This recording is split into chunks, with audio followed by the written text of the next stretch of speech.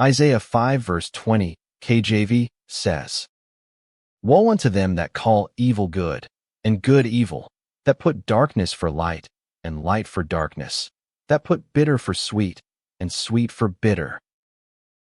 Meaning, this verse comes from a prophetic woe oracle in Isaiah 5, where God, through the prophet, condemns the moral corruption of Judah.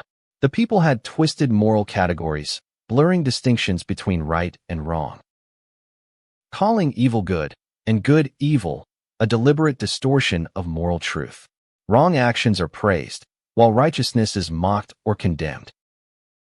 Darkness for light, light for darkness, symbolizes deception, ignorance, or spiritual blindness presented as truth and enlightenment.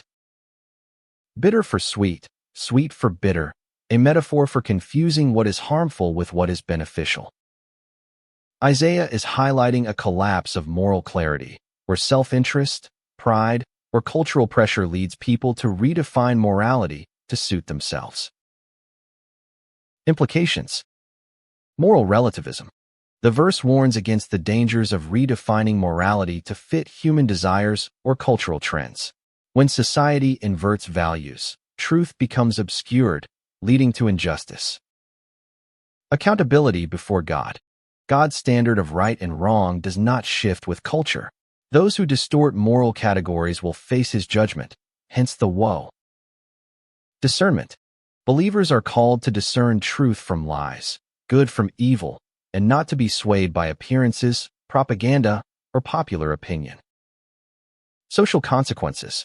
When a community or nation confuses good and evil, it undermines justice, rewards corruption, and punishes righteousness.